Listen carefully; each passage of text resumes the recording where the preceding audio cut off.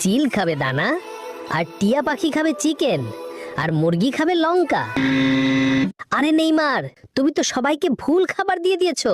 দেখো, আমি সবাইকে সঠিক খাবার দিচ্ছি।